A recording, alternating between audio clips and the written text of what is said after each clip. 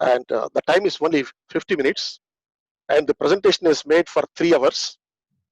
Okay, and then we'll finish it this presentation within 50 minutes, then go for these queries and questions from the audience.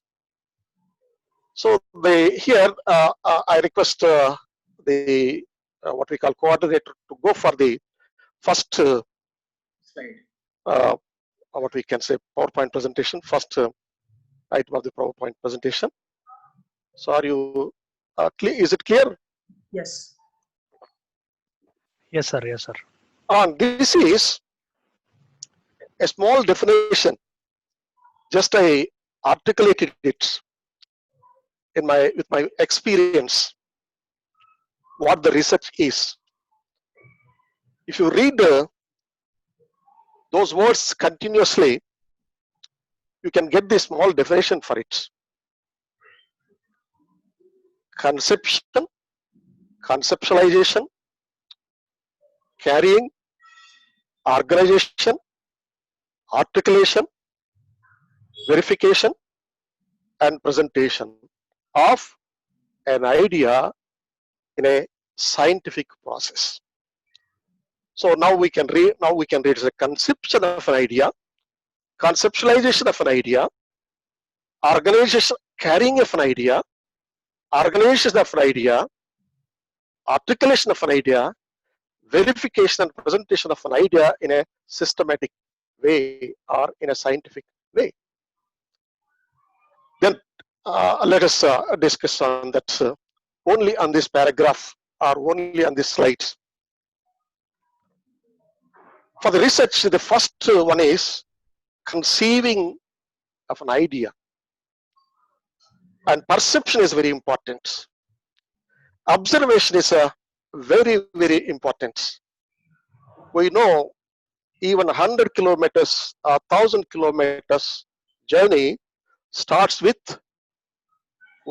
one footstep. Every research work starts with a small idea, a humble idea or a thought. For example, what we say as a social scientist or a normative scientist, there may be a question in our minds that there is a delay or undue delay in justice delivery system.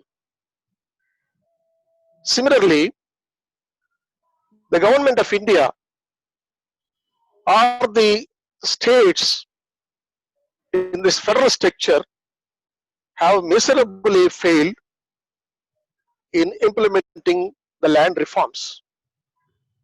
Your idea may be good, our idea may be wrong, but the journey starts with a small idea, and that idea should be connected to or must have a nexus with the legal principles, particularly in the legal research.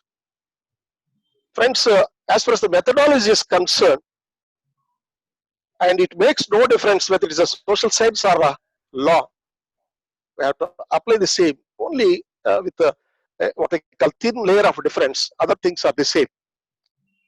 So what I would like to impress upon you is that an idea, that is perception and observation, is an essential to begin any research work. And some of you, my dear friends, would have studied the interpretation clause of Indian Evidence Act, where it is categorically said in the interpretation clause that by defining what the fact is, fact means and includes anything or state of things or relation of things capable of being pursued with the senses. That is known as a physical facts, what we study. But at the same time, mental condition of a person who is unconscious. So here we have two important facts are there. One is the psychological fact, another one is the physical facts. Physical facts where we can perceive with the help of senses, but psychological fact cannot be. So here, the conception of an idea is a psychological fact, and it is a thirst to verify the physical facts. So we have a thirst, an idea of what we can say, a perception for verification of the physical facts. So that is conception. Just conceiving an idea is not sufficient. Everyone is getting an idea, but the next stage is, this should be, we have to conceptualize the idea, we have to make it, we have to process it. That means an inquiry, thorough inquiry is very important, thorough investigation is very important, and that inquiry and investigation should be supported with an evidence and documents and other statistical data, whatever the case may be. So it starts with conception, then we go for the conceptualization, and immediately you can't produce a PhD. Then we have to carry that idea, we have to bear that idea for a considerable period of time. That may be, in one case it may be 3 years, in one other case it may be 4 years, or there are people where they have done their PhD for 10 years also, that is a different story. So here is, carrying that idea is very important. What is that care? Bear the idea for a considerable period and wait for the results. Work in that direction for the results. So that is, we have to carry that idea. And next one, fourth one is, we have to organize that idea in a systematic way. That is what is called systematic management of the idea that we conceive. That what we call it, what is called as quality analysis, cost analysis, and also time analysis. These are the three important. Quality analysis. What is the quality? What we can say, how that we are organizing as far as the measures of the quality, and within what time that we can finish up that our project. And thirdly, and what is the what we call money involved in that project is also we have to take it. That is why what I say is quality analysis, cost analysis, and time analysis very important as far as the management is concerned, as far as the organization is concerned. Then we have to articulate it in a systematic way, that's following the principles of research. That is what we can say, the universally accepted principles of research. Whether you call it as a doctoral research, we call it as an historical research, we can call it as an empirical research, and we call it as a statistical research. So whatever the method that you are choosing, that's what we can say. We have to articulate it in a systematic way, and at the same time we have to fix the boundaries for the research, and finally we have to verify that idea with the other legal systems. You are not the first person doing, or you are what we call conceive that idea. There are so many people who are there already, that what we call, they have done a wonderful work on a particular area, and there are so many systems are there. We have the continental legal system, we have the common law system, we have what we call different legal systems that we are having, that we have to verify it, and finally that we have to make a humble presentation, and then only we can call it as it is a scientific research. So my dear friends, just I am recalling your memory, this is not my definition, and with my experience what we can say present is that, and you read it: conceiving, conceptualization, carrying, organization, articulation, verification, and presentation of an idea in a scientific process is nothing but a research. So if you cross these the boundaries, then it is only a research, not a scientific research. So with this what we can say brief presentation, I proceed to the next slide. Next slide. What is the purpose of research? What is its purpose? So I have 9 items are there. We can make it as 7 steps, or we can make it as 7, but I want to make it as 9. So the first one is the purpose and object of any research, any legal research, is that to understand. Here is I'm specifically coming to the legal research, to understand the evolution of law, how the law is developed over a period of time. So there's some people, they want to make their research as a historical research. So what the history speaks, what the developmental studies speaks. So how the law is developed in different stages. A student of constitutional law, while studying his constitutional provisions in a systematic way, to understand and to make it very clear. So he will go to the various stages of the development of the Constitution.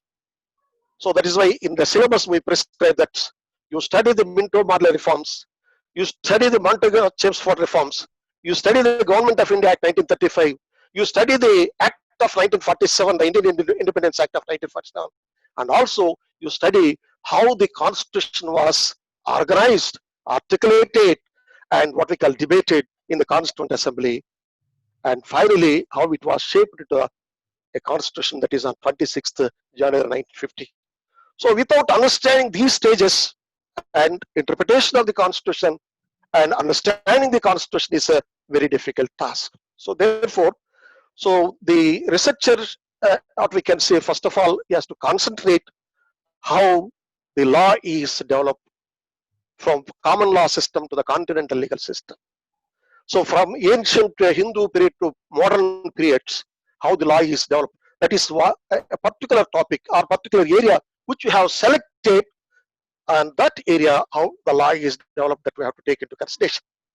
And secondly, my dear friends, the second object of what we call importance, or what we can say significance, or the purpose of this legal research is that to know the function or functioning of the law, how the law is working, how the law is functioning. It's a utility, it's a use, and it's a misuse, advantages, disadvantages, merits, demerits, and utility. So we are not doing our research only for the purpose of our career advancements. We are not doing our research only for our degree sake. This is the highest degree that conferred on the students, and with your intention that that scholar should be a visionary, or what we can say is the path maker, or path, what we can say, shower to the next generation. So therefore, what is very important, how the law is functioning, this is a very important, and that's why this is also one of the purposes of legal research. And thirdly, so how this law is changed the society, that is called structural changes, functional changes, or normative changes. That's what we can say. Understanding the legal reforms in the country or state, or whatever the case may be. That's what we can say, how the law is bringing social reforms or legal reforms. We have a number of legislations are there. So the when we take it women, or when we take it children, when we take it Dalits, when we take it minorities, number of legislations are there, number of constitutional provisions were there. Whether really this law made their lives happy. So so a student of constitutional law particularly, and the women studies on women studies, what he is doing, and he has to read Article 15, Clause 3. Nothing in this article shall prevent the state to make special provisions for advancement of women and children. So this is without understanding Article 15, Clause 3, he cannot proceed with the other social legislations. So here is really whether particular law has made any change that's called structural change or functional change or normative change or not, that we have to examine. This is another purpose. And next one is to make a comparative analysis with the other legal systems. This is one of the purposes is that, and it is not the India alone is, in India alone we have the democracy. Democracy is there in the different countries. And when you are talking about the democracy, when you are talking about the federal structure, when you are talking about any legal system, how that legal system and how the other legal systems are also working. So you can compare with the Canada, you can compare with the Australia, you can compare with the other nations. So we have intellectual property rights, we have what we call commercial, we have the criminal law, we have the public law, we have the private law. So that's how this private law, criminal law, or what we can say public law, so this is functioning in other countries. That is also very important purpose of the research. So I already told you that I will speak jurisprudentially and conceptually, and I emphasize on the concepts. Then next, the purpose of research is that, or the object of research is, as a researcher, you have to make some contribution to the society. In your book, that's what we call it, your thesis, whatever the suggestions that you are making, and those suggestions should be useful to the community at large or the general public. Yesterday, somebody was asking whether a student can suggest, make any suggestion in his thesis, that where you have to read the directive principles as a fundamental right. When the Supreme Court done it, why can't an independent research scholar? He can also. But the question is, there are such limitations, subject to social order, subject to what we call public finances. So all these things. So you can't, what we can say, demand that every directive principle should be read with the fundamental rights. Once it is read with the fundamental rights, what will happen now? And if the fundamental right is violated, the aggrieved party will directly go to Supreme Court and invoke Article 32. So to avoid it, so a stage-wise that we are making, that's what we call certain directives were read with the fundamental, read along with the fundamental rights. That's why Supreme Court has read number of fundamental rights, number of what we can say directive principles as fundamental rights. That's called, we are having implied fundamental rights. Express fundamental rights or enumerated fundamental rights are already there. We have implied fundamental rights are there, and through judicial process. So that is also very important.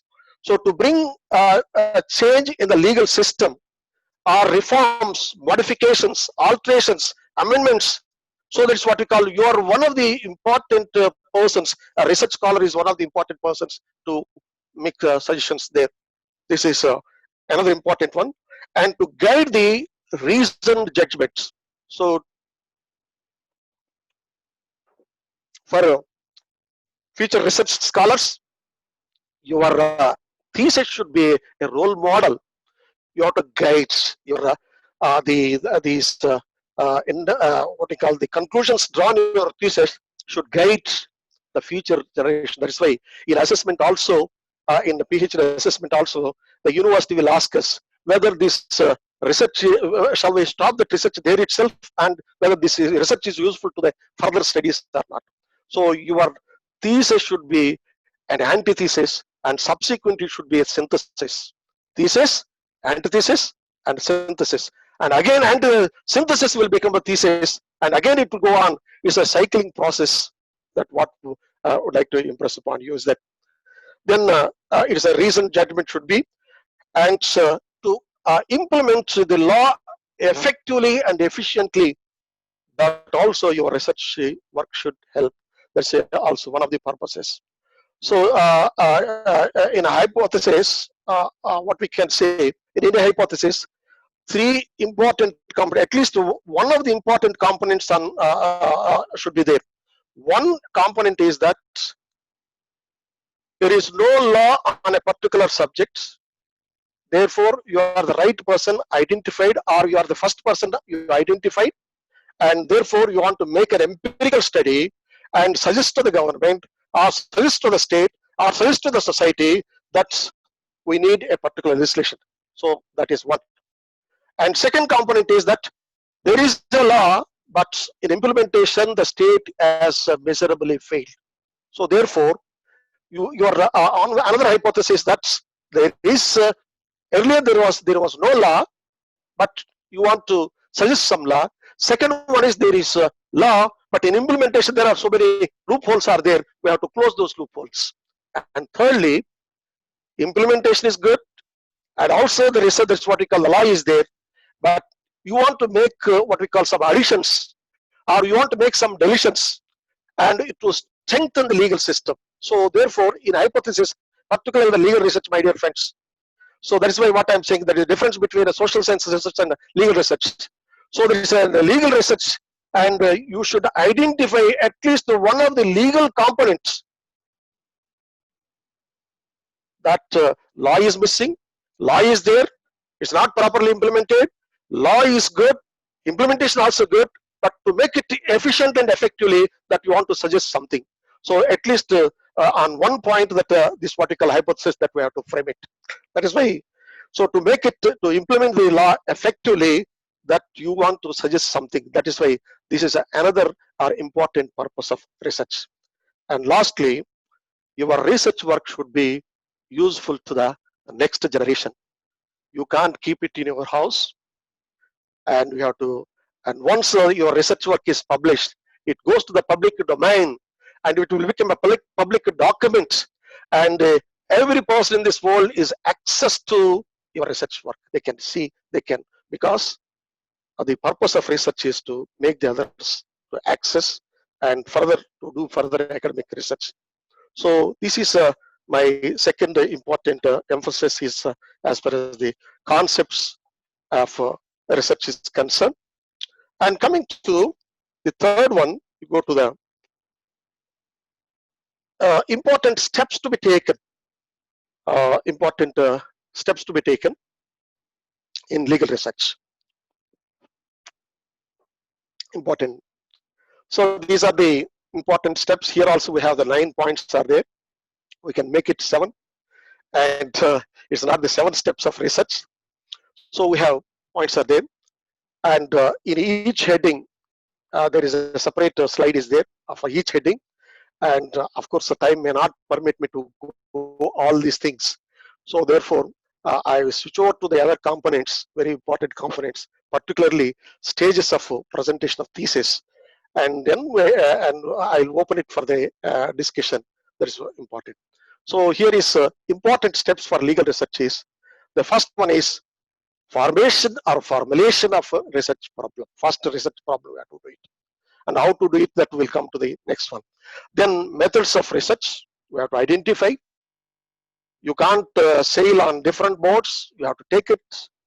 Of course, in sometimes what we can say doctoral method and empirical method also we can use it. Sometimes what we can historical study and also empirical study that we can make it. Sometimes what we call statistical study and empirical study that we can make it. It's not that what they call, but there are different methods of research is there. We have to identify which method is suitable to our what we call topic. This is very important. And before we what we call enter into the research arena, and the research has to make a small pilot study, whether it's a doctoral study or empirical study, whatever the case may be. And what is a pilot study, that I will come later.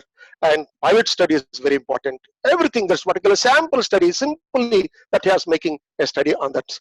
And then formulation of hypothesis, and research design is very important, and collection of data in a doctoral study, and collection of data in empirical study, that we have to take it and analyze the data, and finally sitting to write reports, or what we call report writing. It's called report writing is the last stage. So this is it is what we call in a nutshell that I have taken it. Then we'll take each component, how the this what we call a research problem can be formulated or it can be formed. So we start with the tentative title. Some of the senior research scholars are already, my title is already designed, sir. So that is why it is refreshing your memory. And for the youngsters, those who are not at all what we can say registered, and for them this is very useful. A tentative title that we have to make it. So that's and clarity in objectives. So we have what we call a vision. So with our research that we want to do something, so some objectives were there. And this is a vision document. Our research, what we call proposal, is the vision document for our entire thesis. So therefore, that's a clarity should be there, and it should be very clear. So what are the objectives that he is having? How he is traveling? What is so how he is traveling? That is very important. And every research, my dear friends, I already told you, must have legal relevance. Legal relevance. So there are a number of what we can say theses were produced, but when I come to the last stage, even one legal component is not there, and legal component is missing. On that ground where the thesis was rejected, the reason is he wants to study human rights. Okay, there is no doubt in it, but the entire research work was submitted on the human rights education, not on how the human rights are violated and what is the jurisdiction, how this what we call what are the what we call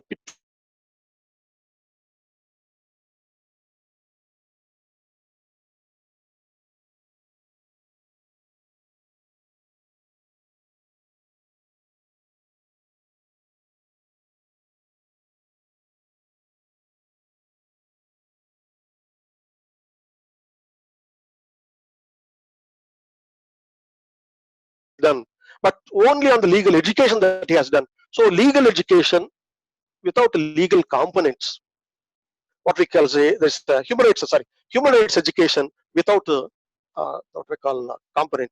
How can you allow the legal research here is? So that's why it should be very clear, and the topic should be legal relevance, must have legal relevance. Well, that is why I suggested three components. Law is there, law is not there, and law is not implemented properly, and we need some additions or deletions or what we call some submissions. That is very important. Then this the proposed topic must have social significance. Social significance. Without social significance, how can we proceed? After all, we are all social human beings. Law is a normative science, and law is a social science. When we are doing research in the social sciences, and without what we can say significance, so I want to do it on the computers, or I want to do research on the robots or something, and that study must have some nexus with the social sciences, and social significance is there. That is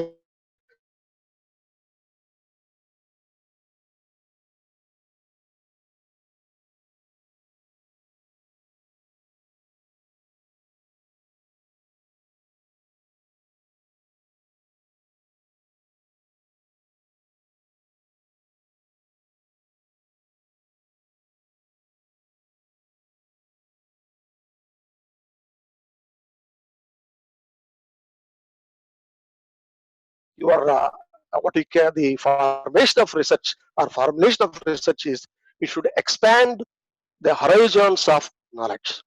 Horizons of knowledge, not that what we call reproducing the historical text for your research purpose. It should improve the legal knowledge. And finally, this is very important, and one should have the personal interest in the legal research or any research. And sometimes where there is a forced research is there, because my supervisor said that you have to do the research. Sometimes what we can say, my parents, what we call, requested us, what we can, directed us to go for the research. Maybe only to get the degree that I am doing it. It's not like it's, and you must have the personal interest in doing research, and otherwise you can't enjoy that what we call a flavor of research. So this is what the steps that we have to take in formation of a research problem. And title is a very important. The title should signify and what you are going to do, and what you are how you are traveling. So that it should not be what we call big title. It not be a small title. And from micro to macro, macro to micro. That's what we can say. First, micro to macro, that we have to design the topic, and the title is very important. Just by seeing the title, and one should capable to say this is what the area of research is. It is like a face of face is index of the mind. What we say, it's like our face. One can say yes, it's a very good, and how she or he is traveling. This is then we go to certain things that we have to avoid, my dear friends, while we are research. things ought to do and things ought not to do. So here, are you seeing that next slide? Are you? Hello? Yes, sir. Are you there in the formulation of research problem? Things to be avoided. Yes. Are you there in that slide? So is formulation of research problem, tentative title, clarity. So the next slide you want? Formulation of research problem. Formulation of research problem. Formulation is next. So next. Formulation of research problem. Things to be avoided. Yes. This one? Yes, sir. Yes, sir. Got it.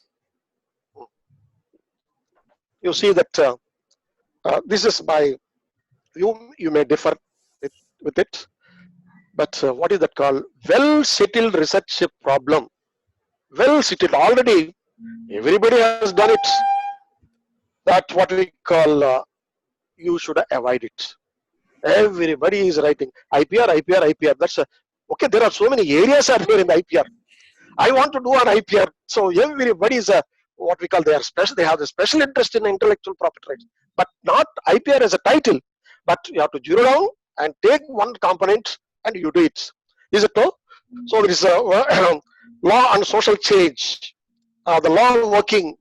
So what are the conditions of what we call migrant labor? What are the conditions of migrant labor? What are the conditions of the what we call workers in the brick industry? So maybe some settled areas are there, maybe in a particular area. So that should be avoided, and your topic should be very innovative. That is well settled area, already settled area that you have to avoid it because somebody has done it. What is the need of you people that what we call that repeating it and the same area? So that is it should be avoided, and vested interest and hidden agenda should be avoided. Many of the researchers, even in the Western countries also, my dear friends, and the proposals are there with a hidden agenda or vested interest. What is that vested interest? They have something in their mind, and is that fellow is a very intellectual, he can write something, and so therefore he is choosing what we call it, and he wants to impose his ideas on the others. Particularly when we are coming to the Indian Constitution, and even in the classroom also, when I take this what we call very important components that called protective discrimination or minority education institutions or uniform civil codes, is it so? So in such a case, what we can say, there are certain people what way they put the questions in a different way. So the same views that they want to reflect in the research studies, that is nothing but a hidden agenda. Maybe it need not be always of that side. The other side are also there. Left side is there, right side is also there. There are certain problems there. Our hidden agenda should not be a subject matter for discussion in our research, but you should be unbiased. So what we can say, what are the strengths in that system? What are the weaknesses in that system? What are the strengths in this? That's called you should be unbiased analyst. So not that what we call doing what we call pick and choose which is useful to your research and leaving the other sides. Even that's the other side is very sunny. So the sunny side we can take it. We take the dark. So that is why what I'd like to impress upon is that. So our vested interest in choosing the topic that we have to avoid it, and hidden agenda should not be there. And sometimes we have the bias. We have sometimes personal bias is there. I don't like you, and I don't like a particular group. I don't like what we call, there may be a social bias is there, and there may be gender bias is there. There may be professional bias is there. So that what we call sometimes we make sweeping statements. So that should not be reflected in our research. That should not be reflected in research. Just I told you that's what we can say.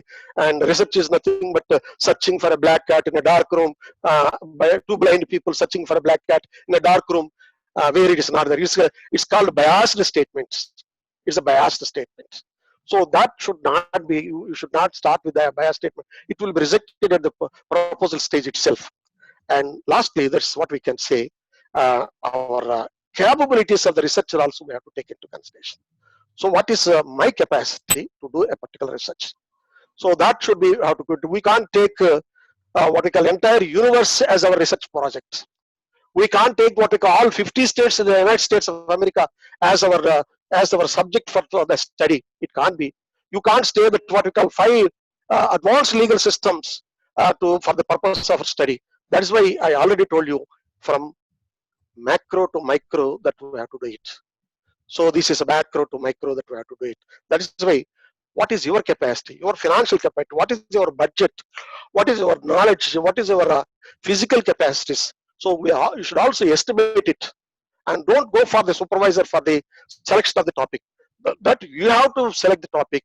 You have to conceive idea. You have to articulate that idea. You have to carry that idea, and you have to deliver that idea. That is why, and the supervisor is only, and he is playing a catalyst role, and a nursing duty is doing it. So therefore, he is only a facilitator, but not what we call the advisor in every stage. So this is in formulation of research problems, certain things that we have to avoid it. Then we can go for the next slide. Okay, I will read it, and I am not going to explain those components. And we have different methods of research is there. We have the historical research. Are you there in the next slide? Sure. Preeti Joseph? Yes, sir. Yes, sir. Yeah. Methods of research. We have the historical research, Yes, sir. and analytical research is there. Developmental Yes, sir. research is there. Yes, Critical sir. research is there. Yes, sir. Doctoral research is there. Yes, sir. Empirical research is there, and behavioral, statistical, and interdisciplinary and multidisciplinary. So that is your choice, and what we call how that your topic or what we call our subject will fit into that system. So nowadays we are encouraging the people for multidisciplinary research. We are encouraging this what we call interdisciplinary research. But even if you do multidisciplinary and interdisciplinary, and you should not miss the legal component. At least 1 or 2 legal components should be there. Your suggestions finally should be connected to the law, and either law is failed and law is not there, and we have to add something to the existing legal system. That points we have to know it. We encourage it, medicine and psychology and law that we take it, multidisciplinary, and sociology and the law that we have take it's called interdisciplinary. It may be interdisciplinary or multidisciplinary. These are the various methods that we are having.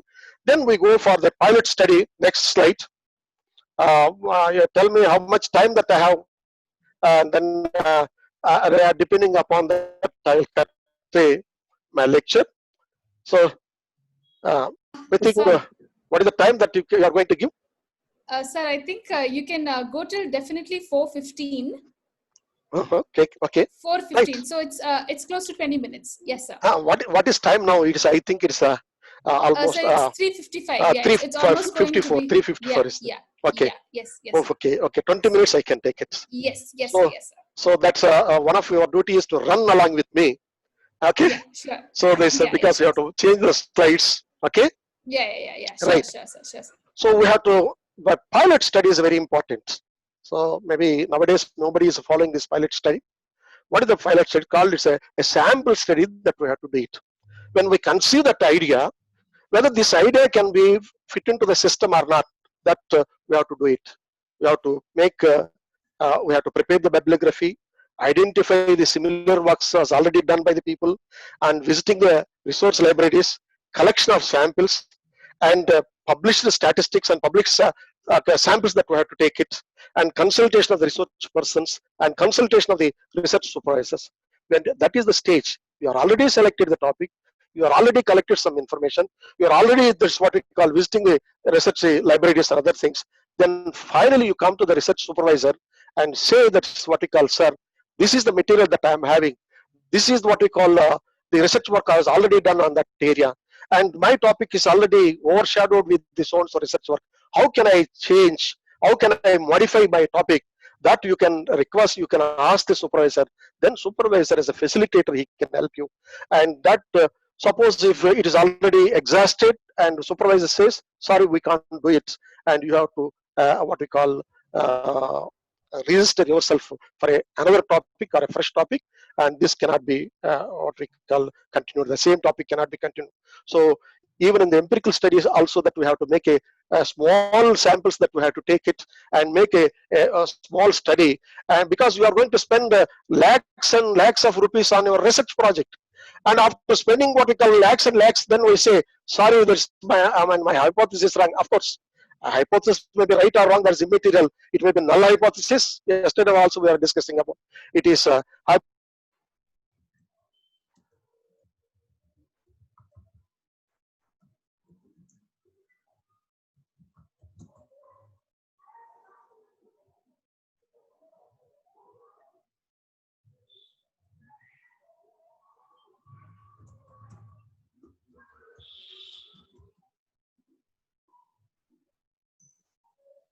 well to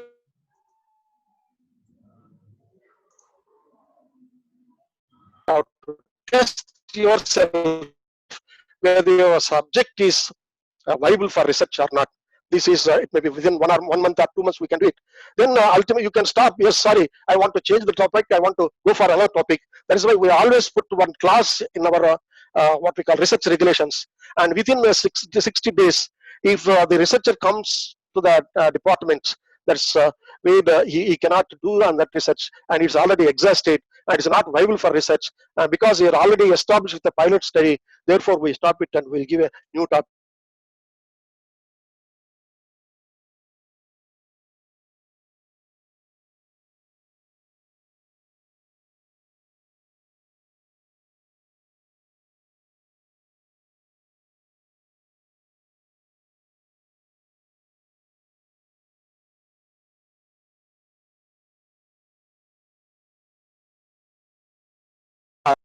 Tentative statement that you are making, that way the scientific verification is required. Tentative statement, and your that tentative statement you are generalizing before testing the relationship between two variables or two conflicting variables. And finally, and what we can say, it is a general, testable, feasible, and tenable. So this is these are the qualities what we call general. Your hypothesis should be general, or it should be testable, and it should be feasible, and it can be what is say tenable. So if these qualities are there, okay, that will stand, and otherwise again you have to reformulate your hypothesis. Then research design. Go to the next slide. Next slide. So here is after pilot study and making our hypothesis very clear, then we have go for reconsideration or redesigning, or what we call designing of research work. This is what we can say. We are coming to the perfect stage. Maybe probably after 6 months or 7 months, or maybe after maybe 9 months of research work. Here is we have to make a research. That is why we call it as a design seminar. So we are requesting the students to go and present your design seminar. So the redesigning the title. Earlier title was already there, and because of this pilot study, and we made some alterations, we have made some modifications of that. Now we are redesigning the title, and now we are determination of the boundaries of our study. Earlier that we have taken what the entire Andhra Pradesh, or what we call entire Karnataka as our boundary. Now we are choosing only Chikmagalur, only specific parts of this what we call Karnataka. We are zero downing our research and determining the objectives of your study. We have already proposed certain objectives. Now we are determining that we are making it very clear. So this what we call, these are the crystal what we call clear objectives that I am going to proceed on that. And preparation of interview questionnaire, that is the 9th month or 10th month of that stage, and determination of samples, how many samples that we have to take it, what is the criteria for selection of the samples, and the statistics of collection of data, and fixing of the time schedule. You can't take 2 years or 3 years only for collection of data. So this is what we can say. Then you have to analyze it, you have to compare. So that is the, and mobilization of financial resources. So that is what we call, these are the areas where the research. So there we have to make a research a design similar that you have to make it. There we'll fix it whether these components are present or not. That is one component. Then next we go to the collection of data in legal research. Collection of data in legal research. So there are two sources, my dear friends, and maybe you people can differ with me, or maybe there are different schools of thoughts. They may agree or may not agree. So, but as far as my perception is concerned, there are two important sources apart from the others. One is the primary sources, and second one is the secondary sources. So the constitution is the primary sources because we call it as the granum. This is in a doctoral study, please understand, it's in a doctoral study, not in an empirical study. So the constitutional law, statutes, legislative proceedings, rules, regulations, orders, bylaws, GOs, government orders, and delegated legislations, treaties, conventions, and precedents, protocols, and international law, and international customary law or customary law. These are the things that where we have to take it. My dear friends, this is the primary source. And after reading these primary sources, and where you are formulated your hypothesis, and then you have to proceed to the secondary sources. That is, secondary sources, we have the books, we have the journals, we have the published statistics are there, and news reports are there, and encyclopedias are there, dictionaries are there, and commentaries are there, digests are there, private diaries, monographs are there, and multimedia, other things, not social media. Of course, social media is also relevant, but don't make emphasis on social media, and because there is a bias in the social media in certain areas. So now this is as far as the doctoral study is concerned, my dear friends. You know the difference between a doctoral and empirical, very clear. Doctrinal means that thesis is already formulated. It is already a theory is already established. On that theory, that you are not accepting the theory, you may differ it completely, or you want to add something, or you want to delete it something, and you have to what we call sometimes what we can say by agreeing that you have to make another proposal. So that means the doctrine or this principle is already developed, but your duty is either to agree or disagree, or sometimes totally disagree, and where you are bringing a new thesis. That is why I already told you, thesis become an antithesis to you, and your antithesis will become a synthesis for others, and synthesis will become a thesis for others. This is a cycling process. But when it comes to the empirical study, there is no doctrine, there is no principle developed, law is there, and you are the first person doing research on that area. You are the first person. You are collecting the data, you are collecting the statistics, you are making the research, and nobody touched in that area. That's what we can see, what is called the empirical method. And even in empirical method also, we have to read these primary sources as the constitution and other legal principles, what we studied in the doctoral study also. At the same time, we have to add other primary sources. There is additional primary sources is called field work. What is that field work is? Field work through interview schedules, field work through participatory observation, field works with the non-participatory observation. So participatory observation and non-participatory observation. So this is a very important participatory observation. By just what we call participating with the criminals, you can get this information. By participating with this what we call illiterates, that you can get the information. And non-participatory observation, you are sitting in the university library, just you are not participating in it and getting the information or statistics, or maybe through a questionnaire or interview schedule that you are collecting the information. Then secondary sources, what are the sources that we have suggested for the doctoral study, the same source that we have there. So we have here for the empirical study also. Then my dear friends, after this is what we call collection of the information, collection of data from primary and secondary sources, we have to go for analysis of data. So that's the next slide is analysis of data. You please look into analysis of data. Statistical analysis, drawing inferences, interpretation of data, generalization of data, and testing the hypothesis. This is the stage where we are testing the hypothesis. Then, so after the analysis of the data, of course, at the stage of analyzing the data, we have to take the help of the person from the statistics departments. Because if you are qualified person in analyzing the data, of course nowadays we have the computerized programs are there, and give it to the computer will give the information to you. So there is what type of these inductions and deductions that you want. So therefore, so what are the statistics that you have to collect it, that we have to feed it, and finally, so they analyze the data and conclusions that we have to draw from the data.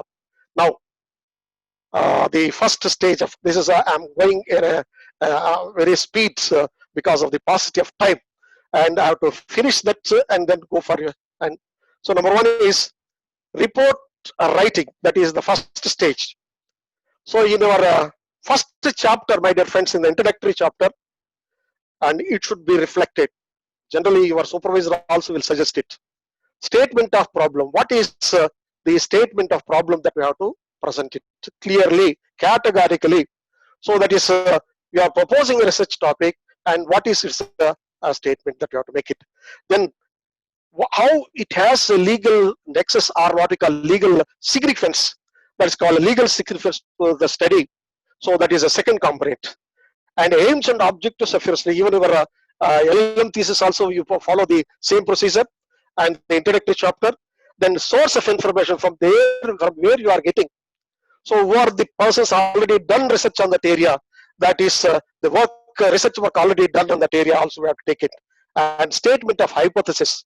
Of course, here I missed that called methodologies also, we have to mention it. What is the method that you are following it? And finally, scope and limitations of your study. So that is very important. And without a scope and limitations of your study that you are you are continuing your research, then really you are searching for a black cat in a dark room. There is no doubt in it.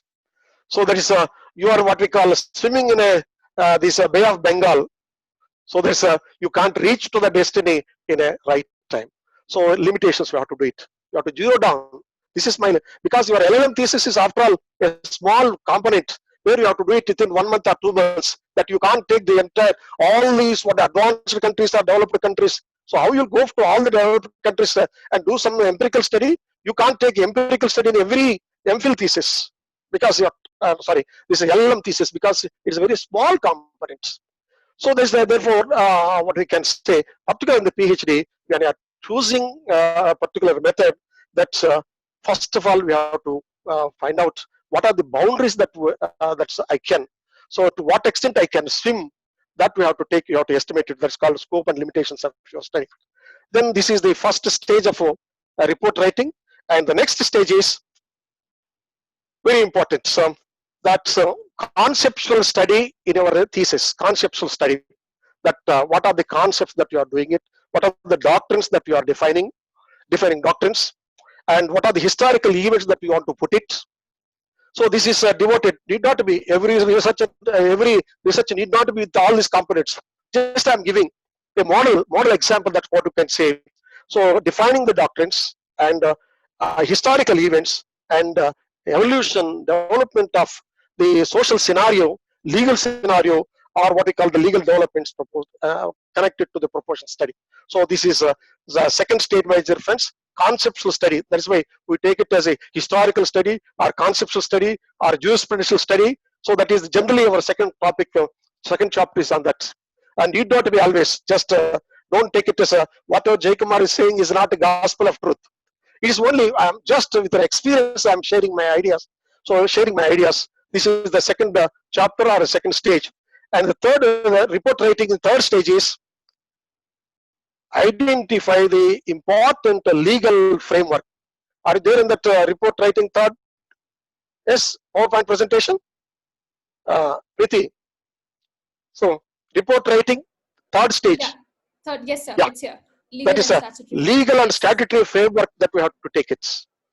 So you take the constitution, you take the law, what we call legislation, so you take the precedents, and interrelationship between different disciplines also you can mention it. Interrelationship between different relations. So the topic is relating to psychology, topic is relating to sociology, topic is relating to the other medical sciences. So therefore we have to emphasize it here in this apart from the legal work. So what are the legal principles that are coming in the way in your research, or coming to your research, and what are the social facts that coming to your research, and comparative and analytical study also we have to make it, comparative with the other legal systems, comparative with other social systems, comparative with other countries. So we have this what we call the continental legal system is there, we have the common law system is there. So we within Asia that we have different systems are there. So therefore you have to make it as we have to make some analytical study or comparative study. So in this third stage, that's called report writing in the third stage. Then go to the fourth stage. This is illustrative. What I am saying is only illustrative but not exhaustive, because then what is the judicial response on that? Judicial interpretation, precedents. So what is the precedents? We have Article 141 of the Indian Constitution.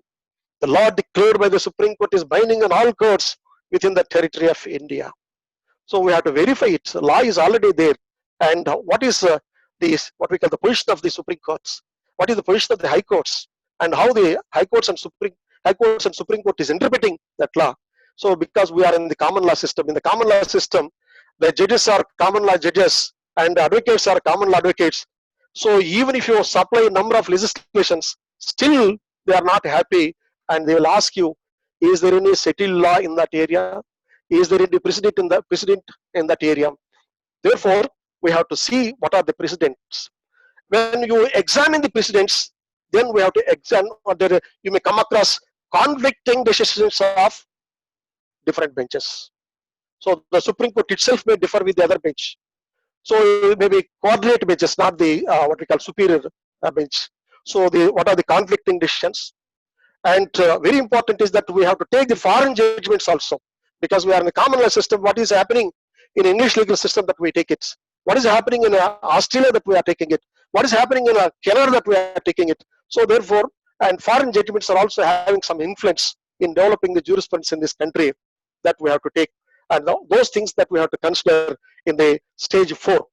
And the stage 5 is, of course, I am not the competent person to speak on that, and it's only a professor of statistics can do it. And I can give only the questionnaire, I can give the answers given to the questionnaire or report writing, the whatever the information that I collected from the target group, and the tabulation and data analysis. So that is what we call the statistics professor that has to give it to me. And basing on that, I have make some what we call certain directions, what we can say certain principles I developed it, what we can, some conclusions I can draw it, some findings I can make it. So this is data analysis, particularly when the study is an empirical study.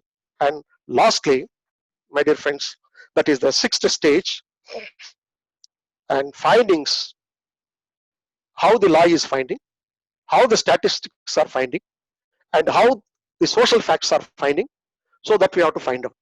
Then you have to add your own deductions, your own additions, what we call additions, that is in the form of conclusions. Findings are different and conclusions are different.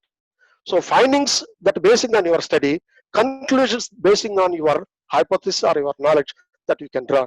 And finally, and that's what are the suggestions that you want to make it, you can make the suggestions. That is the last. My dear friends, once again, I'm repeating it. Whatever that I have done before you, it is only illustrative, but not an exhaustive. So each component is an independent. And this subject we teach for one semester in the post-graduation department or in the research department. But one thing is very clear, the researcher must have such good qualities. So if he has that qualities, definitely his research work shall be fruitful. So the last slide we put it, I will read out only the qualities of a researcher. If the qualities are there, definitely we can. So the last one is, the researcher must have a scientific temper. Is it no? Scientific temper is very important. And then I don't want to go on scientific temper. We have the fundamental duties also there. In spite of fundamental duties and direct principles, and our people are going in and around certain babas, ammas, avas, aunties. So that's for other things. As I least bother about it. You have the freedom of what we call religion, freedom of faith and worship, other things. But scientific temper is very important. So this is what we call visionary thinking. Your research should be a what we call visionary document for the future generation. And you must have a personal taste. Don't take the research topic under coercion or undue influence or force or any other situation. So this is one. And you must have a command over the legal principles, at least connected to your discipline or your thesis. And perseverance. You have to wait for the results. No, you can't get the results immediately. So it is not. It's not like a what we call ATM card. You are putting and getting the money. So perseverance is required. And independent judgments. You have to use your mind. You have to apply your mind. Then only you can justify your work. And finally, unbiased attitude in your research. So this is also illustrative. And if you take these steps, and definitely I think that your research work will be fruitful, successful. And my dear, already doctorates are there. For you, it is a refreshing your memory. I think that for the youngsters, it is a lesson for their future endeavor in the research work. Thank you. And now it is open to you people. Thank you, sir. Thank you so much for really deliberating all of these points in much detail. Sir, now we will be taking a couple of questions that the participants have asked. So one of the first questions that has been asked by one of the participants is, how research in academia can be made helpful to common people? Yes. So the research always begins at academia. There is no doubt in it. But we have certain research projects are also there, and different departments are there. And your research work definitely helps to the general public or common people. When you publish that research work, and judges are there, social scientists are there, and social workers are there, they take your documents as a suggestive measure. So there are instances, my dear friends, I'll tell you, I am unable to recollect that case from Bihar. Maybe if the gentleman, our principal, if he is also recalling his memory, can say, where in Bihar government, it comes under constitutional law, just I am Vadva versus state of Bihar or something.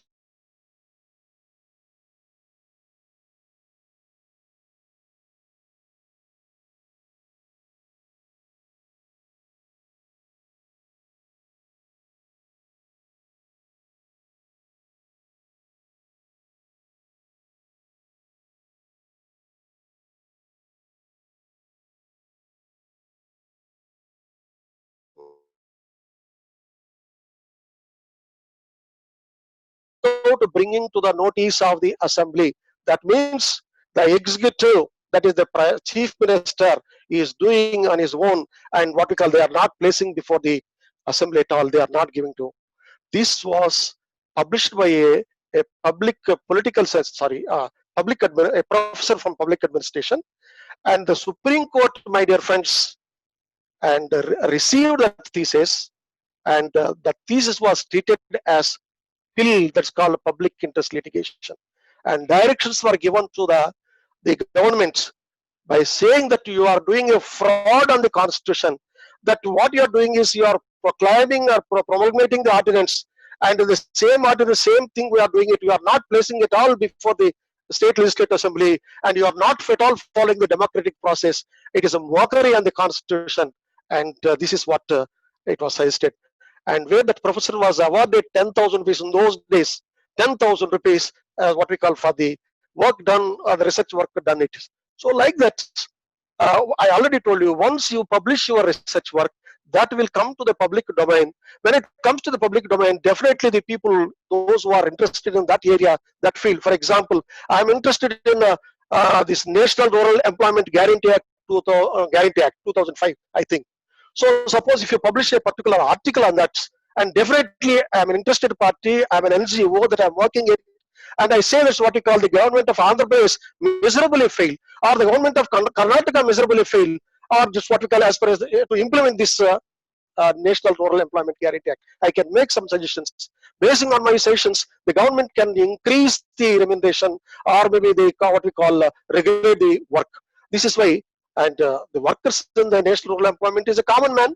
Basing on my article and basing on my article in the this what we call newspaper, the government responded it. In that way, definitely our research work somewhere it will be useful, provided it should come to the public domain. Don't keep your research work under your pillow. So it should be utilized, it should be used by the public, general public. Then only there is a meaning for the research work. Thank you. Thank you, sir. So one of other participants has asked this question. Is it important that research has to be doctrinal or empirical? Can it be a combination of both? Yes, excellent question, excellent question. It should need not to be. So that is why I told you, whatever Jay Kumar said is not a gospel of truth. There is it's a combination of different methods. That is why you have to specify in your methodology. The researcher has selected doctrinal as well as empirical. For example, the psychology and law that you are mixing it, as far as the examination of law is concerned, you are following the doctrinal study. As far as the psychology is concerned, you are making an empirical study. It's a combination of both doctrinal and empirical. So we can't do it. We can't put any a line of mark. That's what we call. You should be pure doctrinal and pure empirical. It can't be. Sometimes there are certain research are also there. Pure empirical is there and pure doctrinal is there. For example, my study that is on now, the working of the Supreme Court, particularly where the constitutional benches are constituted. That's what we call the doctrine of precedent in India and the law developed by the Supreme Court through constitutional benches.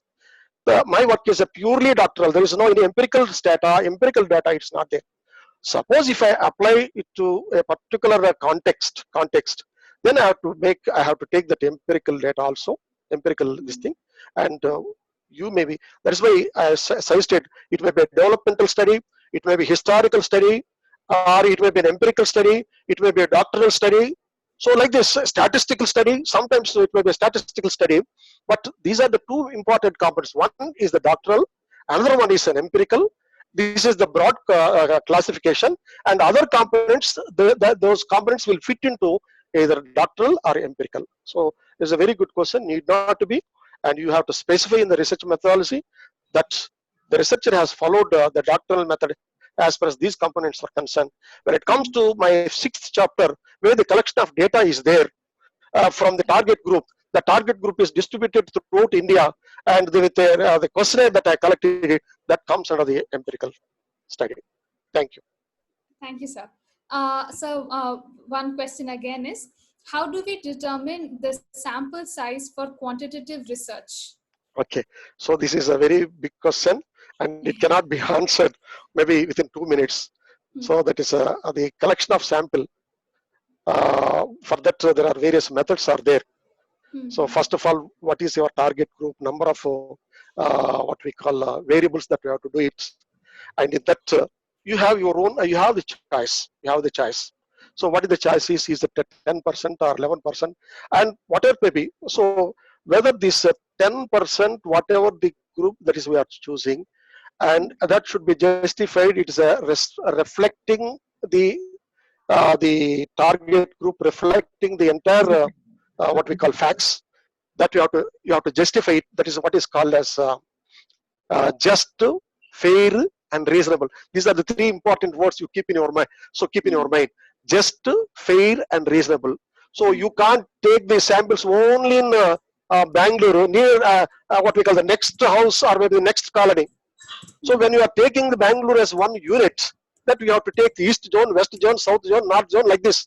Maybe atrocities or something, whatever it may be. So there also you have to choose police stations. In the police stations also, I mean, in each police station, there is maybe 5 samples like this. That is why samples are completely discretion of the researcher, but he has to follow the scientific procedure. It should be a just, fair and reasonable. For example, in one police station, there may be 100 or this what we call cases are there. In another police station, there only 5 cases are there. Then how to do it?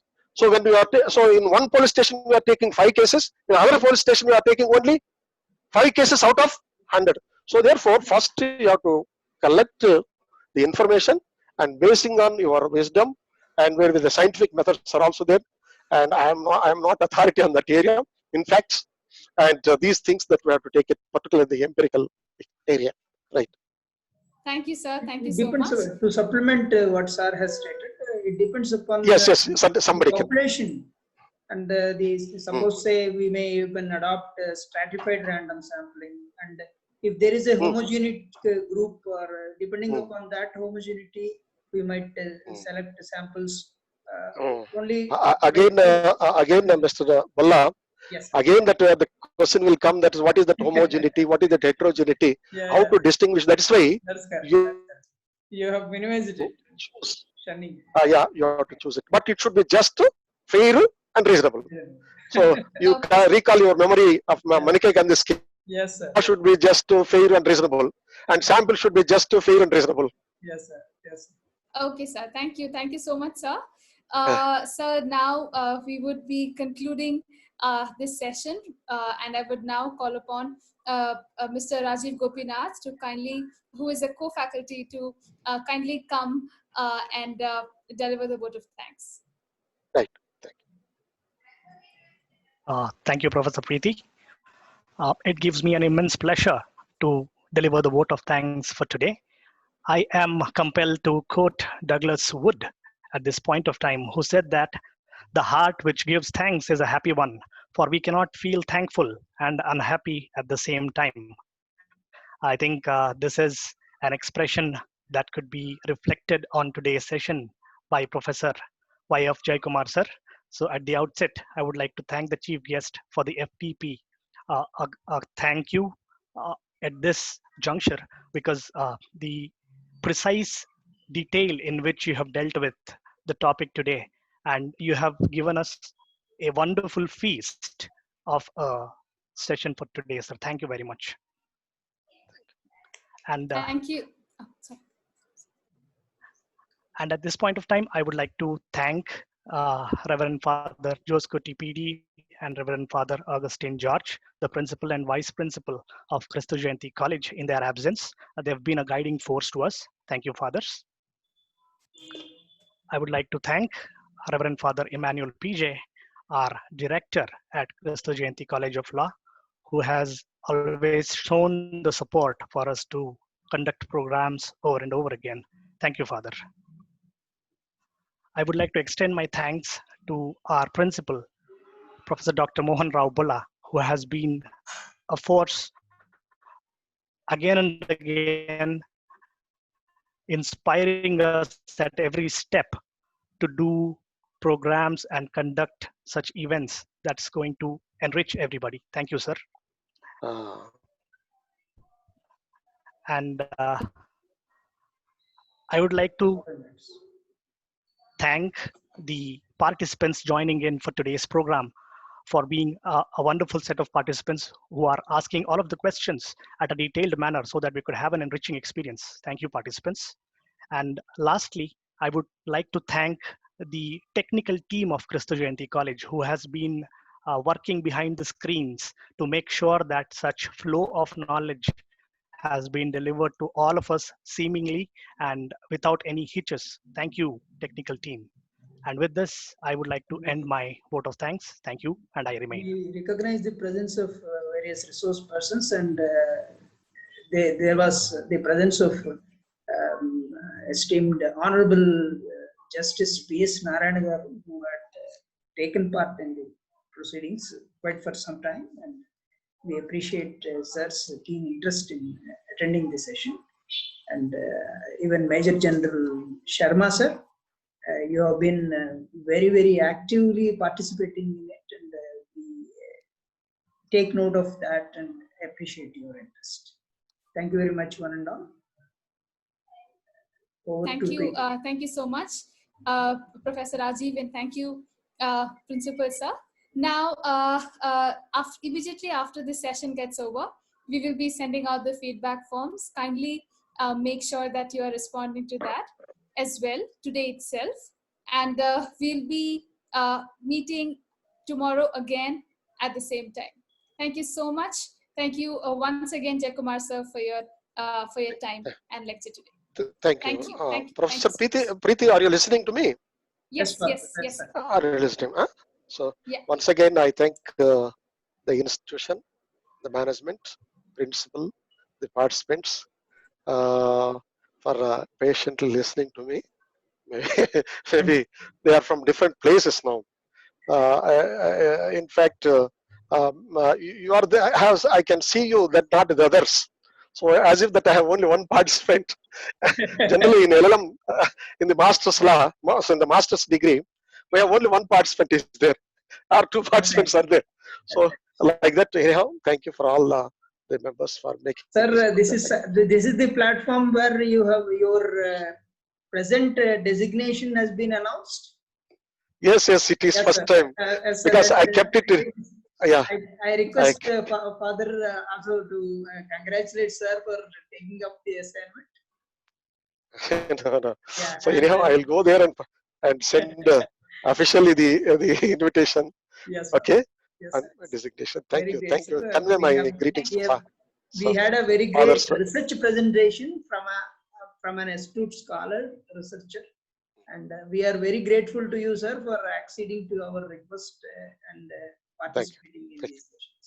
Thank you very much, sir. We look forward for better and more exposure after the completion of the lockdown period.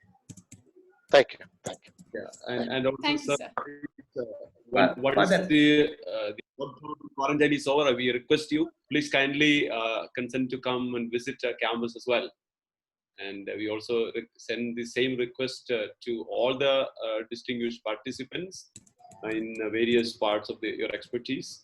We'll be happy to associate with you. We hope that this quarantine and lockdown will be over very soon, and we'll be able to interact personally, and so that our student body will also be happy to interact with all the resource personnel and the luminaries.